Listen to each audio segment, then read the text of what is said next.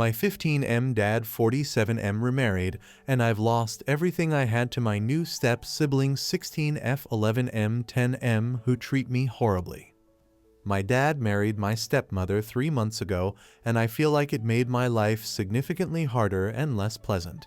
They moved in with us, and for the indefinite future, this situation will not change. We have a 3-bedroom house, and before they moved in, my dad and I had our rooms both with bathrooms, and there was a smaller room which was a study for my dad. After they moved in, Jenny 16F, turning 17 next month, got my room, and I had to share the smaller room with Tom 11M and Mike 10M. All my books, my telescope, my stuff are packed and in the basement now since there's no space anymore. This made me real angry, but my dad told me that I have to be a team player, and this is what him and his wife agreed on. Jenny treats me like crap. She sometimes acts as if I'm not there at all, and sometimes is super aggressive and hostile towards me. The other, I asked Tom to stop going through my things, and she became so angry that I have no right to order her brother around. She told me to get it in my thick skull that I'm not their big brother to tell them what to do, even though all I asked was for them to stop going through my things. She said it's best if I don't talk to them at all, since that way they will get less influence from a weirdo like me. What I don't get is that if she's so concerned that I might leave a bad influence on Tom and Mike, why doesn't she take them into her room? Tom and Mike don't respect any boundaries. They're always through my stuff. I have a watch which was a gift from my mother. She died of cancer, and they took it from my drawer and lost it. I found it weeks later in the basement with its front glass broken. Before they moved in, I used to get a $100 allowance every month. Now Jenny gets $75, I get $35, and Tom and Mike each get $30. I had an Xbox, but these kids broke it down. I used to spend a lot of time with my dad. He used to come see me play basketball almost every week. He hasn't done it even once in the past 3 months since he's always working overtime. We eat out once a week, and none of them in these 3 months have been to any of my favorite places. But Jenny, Tom, and Mike have each chosen their favorites more than once. I complained about all of it to my father last week, and he told me that family is all about sacrifices, and I have to make mine. Haven't I made enough sacrifices already? I feel like I'm the only one making sacrifices. I looked forward to them moving in here, but I now feel like an outsider at home. It's not my home anymore. Life has become very difficult for me. I spend as much time as I can outside because inside is so frustrating, but this is causing problems as well. My dad keeps telling me that not being around means I'm not accepting them as part of the family, while in reality it's the opposite. So I get grounded for not being around, and being around is horrible. I don't want to live here anymore, but I'm only 15 and can't move out. I have nobody else who can take me in. I can't stay here for 3 more years. I'll go crazy. I often fantasize about running away at night, but I know that's also as horrible, if not even more. I don't know what to do. Can anyone give me a suggestion? Update. Okay, a lot has happened. I decided to just ask my dad and stepmother for some time to talk to them, and I just showed them my post on Reddit. They took a good half an hour reading it. There were times that it looked like they were going to start crying. Eventually, they told me that they need more time and we'll talk about it in a couple of days. 2 nights later, my dad asked me to come to their room, and to make it short, they got it. They both hugged me, and at some point my stepmother started crying. They apologized to me for their negligence and told me that they effed this up. They put all their attention and focus on helping my step-siblings adjust given the new living arrangement and everything, and neglected how difficult it must have been for me. They promised me that things will change. About the room arrangement, they realized that it's not reasonable, so they offered me the basement as a lot of you suggested. We went to the store and bought a lot of supplies and made it a family exercise for everyone to contribute refurbishing the basement and making it like a bedroom. So I'll have my own room now. It won't have a bathroom like before, but I can really share a bathroom with the boys. That's not a problem. The money allowance changed as well. It was Jenny $75, me $35, and Mike and Tom $30 each. Now it's Jenny $60, me $50, and the boys $30 each. So $15 from Jenny comes to me now? I think it's much more fair. It's not as good as the $100 I used to have, but this arrangement is something I can easily understand and accept. Now to Jenny. Well, my stepmother told me that Jenny's problem is not me. It's that her mother married and she doesn't like that because she was hopeful that she would return to her dad. Now she's trying to make this not work and I'm just in her crosshairs. Apparently she's been a little bee to my dad as well.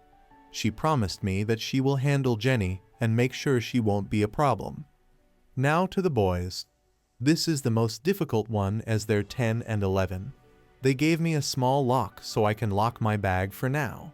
And when the basement is ready, which will be in a couple of weeks, I can lock its door and only me and the parents will have the key. So at least my stuff will be safe. About other things, they also made little changes to make things easier. They told me that I can come to them for any problems, and my dad promised me some father-son time every couple of weeks as well. I was happy with everything. They addressed most of the issues and found solutions and so far done their best to do everything that they promised. Jenny came to me a few nights later and asked if I would come with her for a walk in the neighborhood as she wanted to talk to me.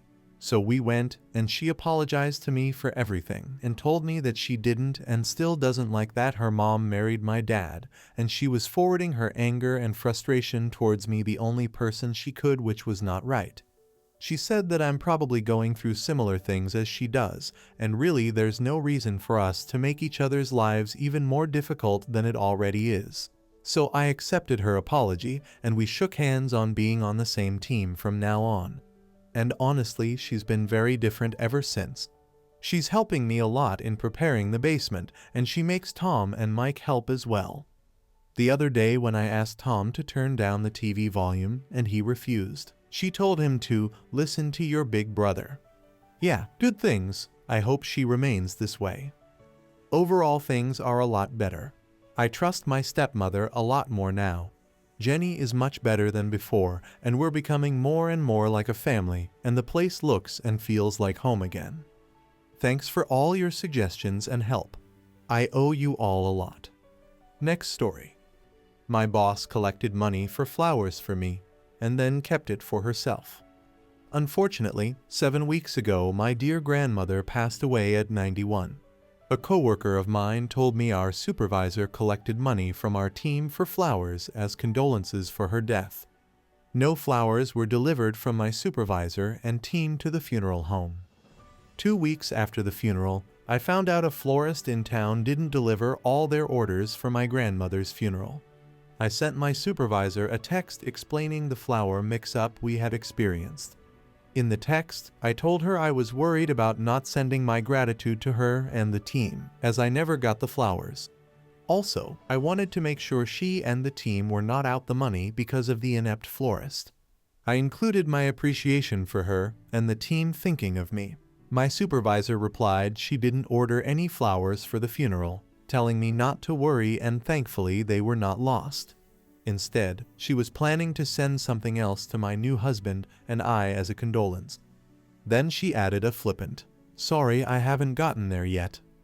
Now it has been 7 weeks since my grandmother's passing and 4 weeks since I sent the text about the flowers to my supervisor. My supervisor didn't follow through with sending my team's condolences for the death of my grandmother. My husband and I have not received anything from my supervisor or the team, but my boss still has their money, which is technically theft. Also, I'm feeling hurt by her lack of regard to my emotions about losing a very close loved one. My grandmother passed away 15 days after my wedding, which she couldn't attend due to the injury which led to her death. She was going to be the flower girl in our non-traditional ceremony, all of which I shared with my boss. It was a roller coaster of emotions in a short time frame. I'm uncertain of my course of action here. Should I go to HR? What should I say? My boss didn't take my money, but she did take my coworkers' money and didn't send their condolences. Do I tell HR I'm being treated unfairly, as my boss didn't send me condolences like she has to others. She's made sure to send prompt bereavement gestures within 2 weeks for my coworkers with the family losses they've experienced in the past. It's not like it's required or expected for her or my coworkers to send condolences, though it is a considerate thing to do. I feel going to HR will make our already challenging relationship even worse, and she will be supported by them. HR will see it as a personal matter, and she was just forgetful. She may get a small slap on the wrist, but I will pay big, as the employee that tattled on her our team is only 7 people, so she'll definitely know it was me. Do I ask her again about sending the flowers gift? It already felt awkward when I contacted her before about the flowers, especially after her dismissive response. Also, I'm not certain how to approach it because it's a gesture of caring and other people's money that I'm asking her about. It just feels icky. Many people are telling me to just let it go, but others are saying she committed theft and to report her to HR. What do you think is the best way to handle the situation? Update. I talked to 2 of my most trustworthy coworkers, one being the person who told me she thought my supervisor was sending the flowers for my grandmother's funeral. I expressed to them I had not received any condolences from my boss on their behalf and expressed my gratitude for their contributions when my grandmother passed.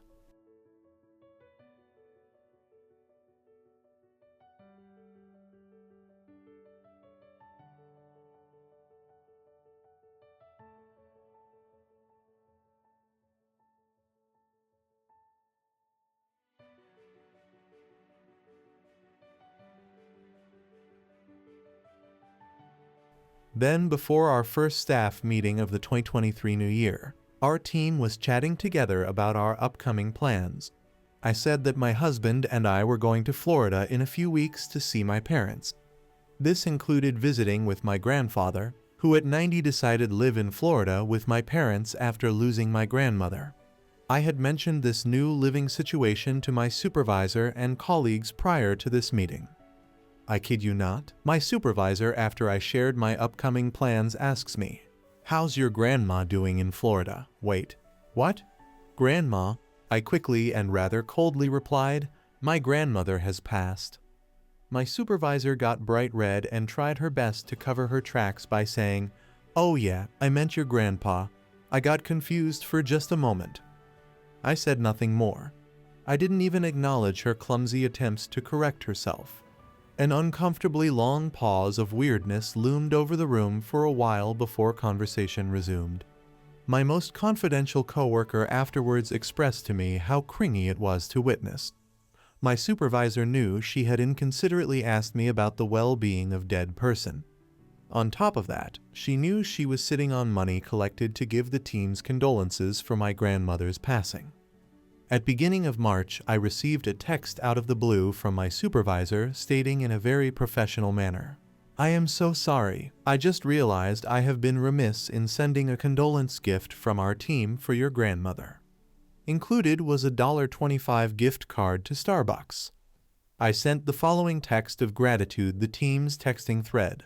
"Thank you everyone for the $25 gift card to Starbucks in memory of my grandmother passing in October.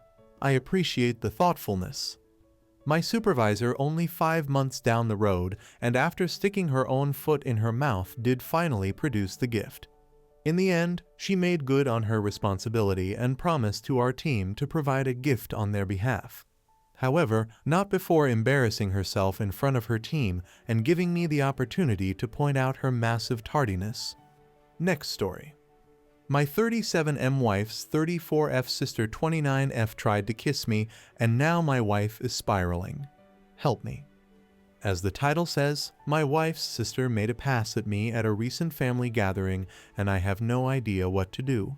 For context, I think my wife Jenna is absolutely gorgeous, but she has some really negative body image issues. This is in large part because of her sister Mary, who is very conventionally attractive, as opposed to Jenna's more unconventional but IMO striking beauty. Mary was a successful model until a couple years ago and now works in the fashion industry. In our early days of dating, when I would tell Jenna she's beautiful, she would always say, Just wait until you see my sister." When I did finally meet her family, she would randomly press me for weeks to talk about her sister, whether I thought she was more attractive than her, etc. I always told her the truth, that I think Mary is attractive in a boring way, and that I think my wife is much more beautiful and interesting to look at. She wouldn't let it go until I confronted her about how uncomfortable it made me and asked her what was going on. This is when she told me that she always had a chip on her shoulder about her looks because of being compared with her sister growing up. They fell into the classic smart one pretty one dynamic their whole lives. She also said Mary had a habit of being flirty with all of her exes and warned me that it would happen to me eventually. She then started sobbing and begging me to not cheat on her with her sister, to which I forcefully said I would never cheat on her with anyone, let alone her sister. I've been crazy about my wife since day one, and there's literally no woman on earth who could come close to her. I honestly didn't believe her about the flirting at first. I assumed it was just an extension of her insecurity, but I was wrong. Whenever we get together with my wife's family, Mary always finds ways to touch me and make little innuendous comments about me or my body. It's super uncomfortable for everyone, especially my wife, and I've called her out on it before. She'll cool it for a while, but eventually start doing it again. It's been 6 years of this, and every time it happens my wife is upset for days, and I have to do a lot of reassuring. On to the current problem. A few days ago, we were at my Mill's birthday party, and Mary asked me to help her grab some things from the garage. As soon as we walked into the garage, she turned and pressed me up against the door with her whole body and started trying to kiss me. I immediately pushed her off and asked her what the F she was doing. She started giggling and saying she was just doing what we both have been thinking and kept insisting, "You know you want to."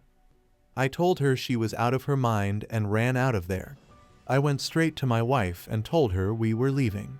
The whole ride home she was asking me what was wrong. I wasn't sure whether to tell her because I knew how much it was going to hurt, but I also thought Mary would probably try to spin it as me making a move on her, so I knew I had to just say it. I told her everything and she cried the whole way home.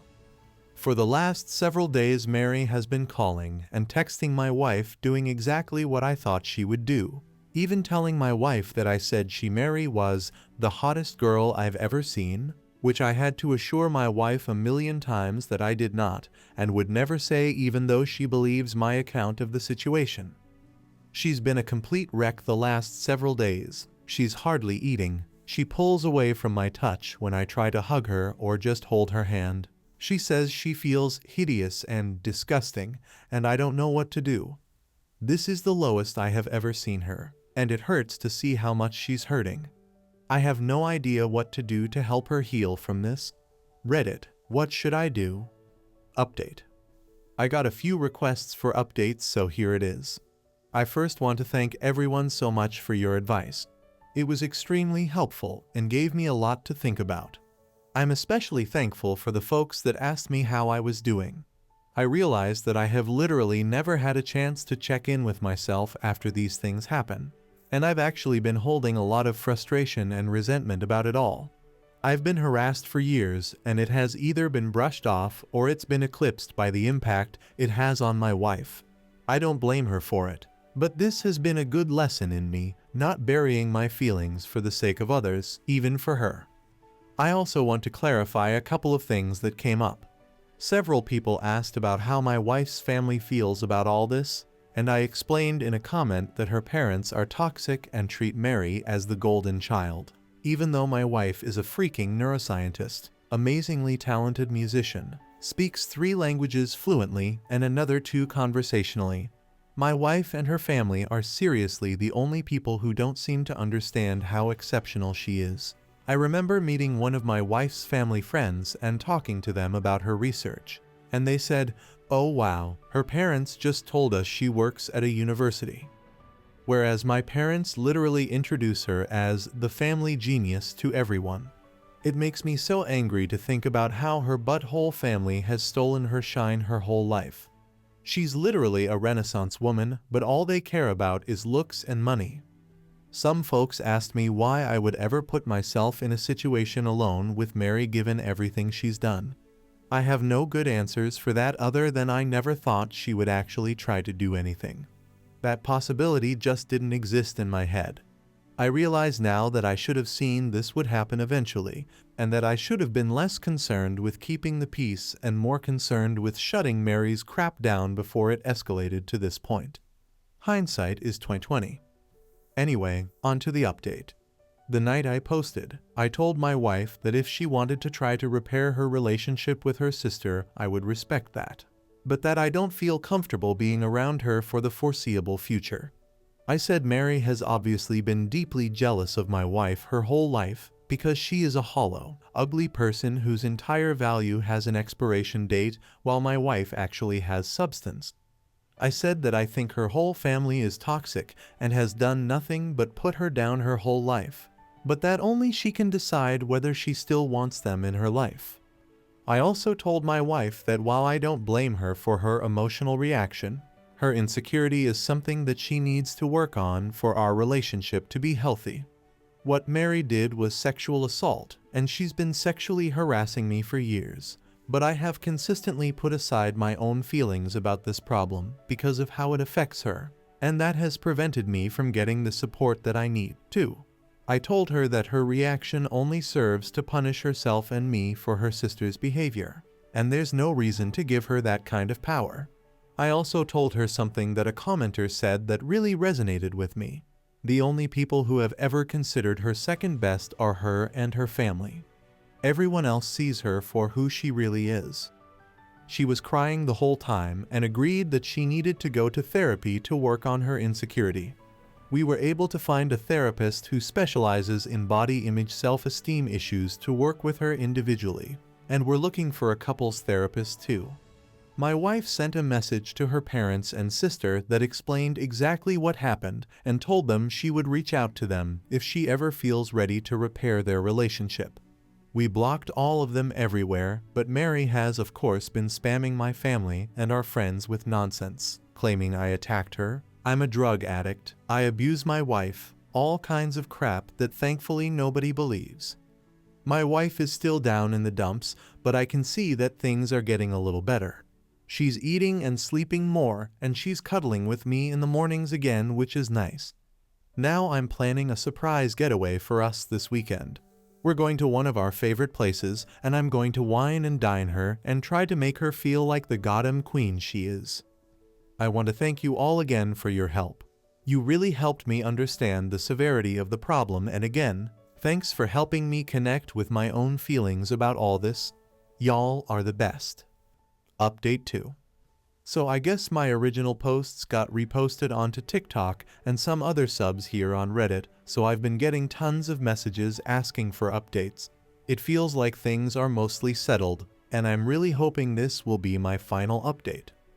First, I want to say that I've gotten so many questions about who Mary is, and I'm just not going to say. Suffice it to say that she's never been household name famous, but she made a living solely on modeling for about a decade from what I understand. So she must have been popular enough that fashion people might know her. I really don't know how that whole world works. But IMO, it doesn't matter how many names you drop. You're not famous if you don't have a Wikipedia page. Also got lots of comments that mostly jokingly called me a simp, and I can't argue with that. I totally am a simp for my wife. She's the coolest. I hope you all find a love that makes you feel this way. Okay, I think that's it. Here is the actual update. My wife loved the getaway weekend. We had a blast, and by the end of it, she said she felt like herself again. For a few days after we got back, things were really quiet, so we were hopeful that Mary had finally given up. But I felt uneasy about it all. Many of you warned me that Mary would try to interfere with my work, and while I initially dismissed it, I figured I would reach out to my boss just in case. I've been working at the same company for almost 10 years, and she's heard me vent about Mary before, so I didn't have to explain too much. My boss just reassured me that she knows my real character and would let me know if Mary tried anything. As you predicted, Mary did try to contact my boss a couple of days later, and the following is a recounting of what my boss told me. Apparently, Mary said that I needed to be fired because I was a predator and claimed to have proof that I assaulted her. My boss said that was a very serious accusation to make and asked Mary to explain what proof she had. Mary claimed there was a camera that caught the whole incident, and my boss asked her to send the video. Then Mary got flustered and said the police had it. So my boss asked her to send over a copy of the police report. Then Mary said it had a lot of private information in it. So my boss asked her to redact the private information and send it over. Then Mary said she didn't feel comfortable with that, and my boss told her that she could not take action against an employee based on word of mouth from a stranger. Then Mary shouted at her about victim blaming and hung up. Unfortunately, that was not the end of it. Last Wednesday, Mary somehow sent an email from my personal email account with a penis pic, not mine obviously, to the entire office. My best guess is that I must have left my email logged in on one of my in-laws' devices. She's definitely not smart enough to actually hack me. And I know this is completely beside the point, but of course she chose the weirdest looking penis I've ever seen. I played team sports all my life. I've seen a lot of penis, and this was something else. It's honestly kind of funny to think about Mary Googling gross penis or something and sifting through hundreds of images to find just the right one. I had to apologize to everyone on staff, and thankfully folks were surprisingly understanding.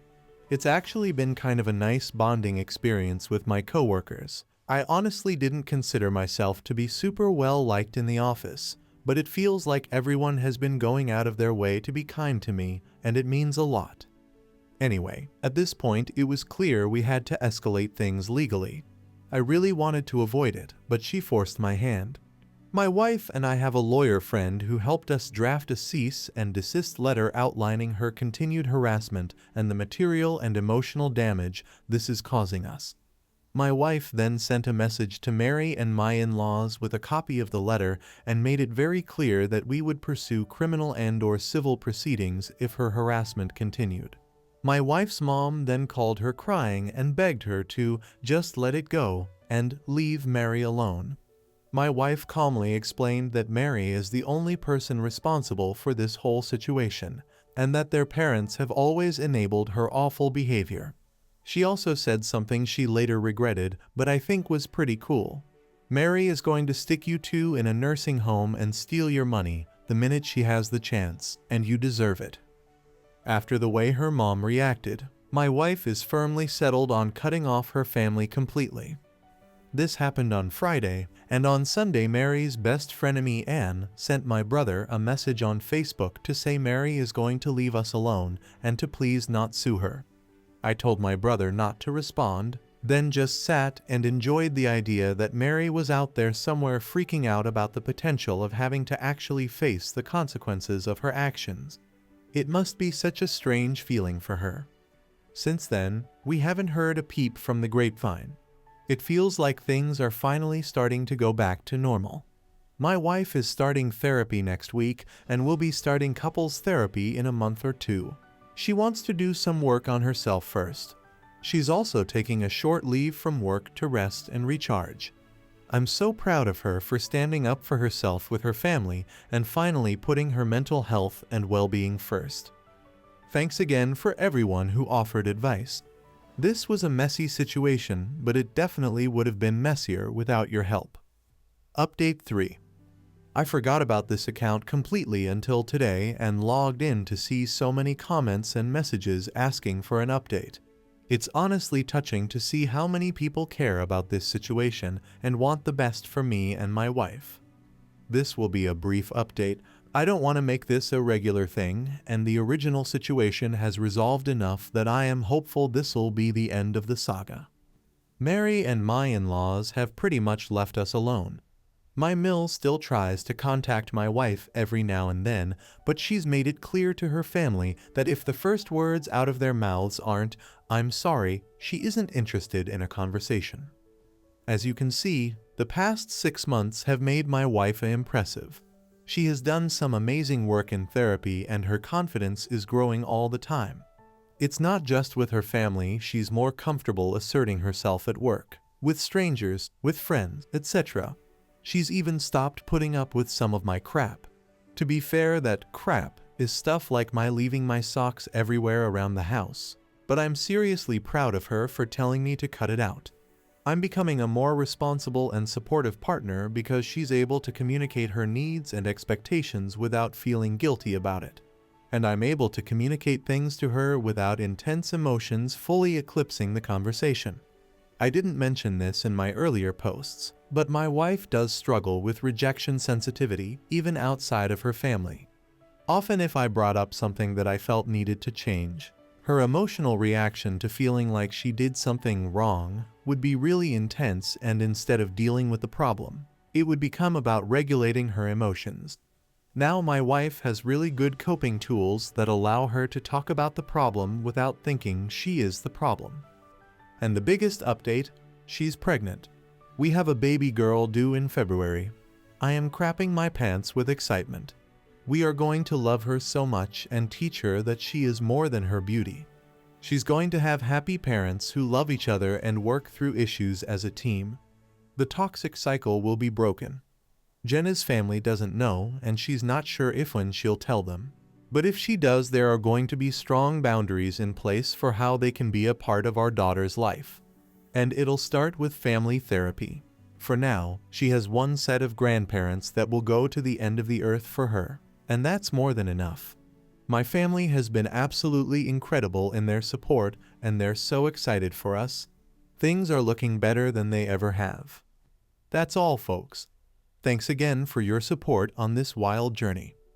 Update 4. In-laws 60F, 79M are begging for forgiveness. Should my wife 35F and I 38M keep the door closed? Hello everyone, I have come here for advice before, and you were all incredibly helpful, and I could really use some support again. You can check my post history for the full story, but TL Doctor, last year my wife Jenna and I had to make the decision to go no contact with her whole family. Her sister, Mary, 30F, sexually assaulted me, in-laws defended her, and after some legal wrangling they finally left us alone. The situation wrecked my wife's self-esteem and tested our relationship, but we made it through. Jenna and I had our first daughter in February. She's amazing and we're doing great. We ended up moving away from Jenna's home state NY to Myanmar to be closer to my family, and they've been incredibly helpful with the baby.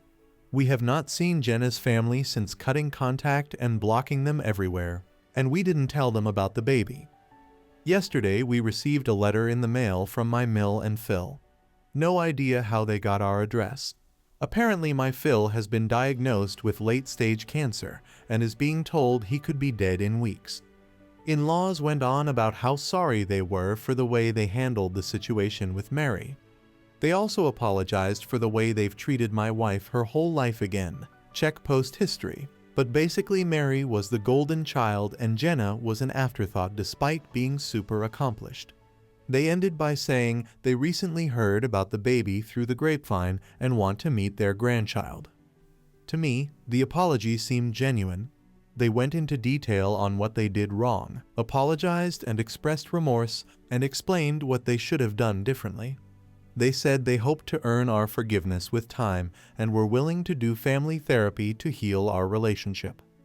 Jenna is not having it. She feels like it's too little too late and doesn't want to respond. She also suspects that they're lying about Phil's cancer and just want to pressure us into reconciliation so they can meet the baby. It seems ludicrous, but I guess I wouldn't put it past them. I want to respect my wife's feelings around this, but I'm worried that if the cancer is real, she may regret not taking this opportunity for reconciliation before he dies. I expressed this to her, but she is adamant and I haven't broached the topic since. My instinct is to wait a few more days until the shock wears off to talk about it again. I just don't know what the best way to approach it would be. I certainly don't want to force my wife to do anything she doesn't want to do, but I feel like she's not thinking clearly about this right now. It also must be noted that our baby is still struggling with sleep and we're both tired and emotional all the time. So I feel like this might be influencing how she feels about all this. What should I do here? Should I try again or just let it be? Edit. People, stop being mean to me. I too am tired and emotional and my feelings are getting hurt. I am not forcing my wife to do anything. I brought it up one time. I know this is not about me. I don't personally care either way, I just want to support my wife. I intend to tell her I am here to listen and talk about it if she wants to, but I fully support her decisions around this. She has a great therapist she trusts, and I'll be here to support her however I can. Relevant comments. OP on respecting his wife's decisions on how she wants to deal with the possible family health situation if it's real. OP, to be clear, I will absolutely respect whatever decision she makes. I just feel like the news is so fresh and we're in such an emotionally complex place as it is that she may not be thinking clearly about it. A similar situation happened to a friend of mine and he regretted it for years. Actually turned to alcohol pretty hard for a while after. My wife has worked really hard to improve her mental health, and I worry about how the regret might set her back. Although I suppose if her family is actually manipulating us, that would set her back too. I just don't know. Would it be terrible to bring it up again in a few days just to see if she feels differently? Edit. I've also thought about asking my parents to take the baby for a couple of days so we can get away and recharge. Maybe just getting my wife in a better headspace would allow her to think things through more carefully, less reactively. OP receiving advice on letting his wife lead the way of dealing with her family. She knows what her family is like all her life. OP, this was really helpful, thank you so much. I will give it time and let her lead the way. I hadn't thought about that earn it with time thing, like if he actually is about to die, what time are they talking about? And reading from other people that this is a common manipulation tactic makes me feel more strongly that my wife's instinct about them lying is correct. OP on letting his wife make decisions and don't bring their daughter into the mix. OP, I would never do this. Not sure what part of I would never force my wife to do anything she doesn't want to do isn't getting through to people, but I would never betray her like that. I've never gone behind her back and never will. We make decisions as a team and this is her call. I don't personally care if we never see them again, it isn't about me. I came here for advice on how to support my wife and hold space for her to talk about it. All I care about is her being okay. I hope you guys like this video. If you did, make sure like, comment, share, and subscribe the channel James Stories.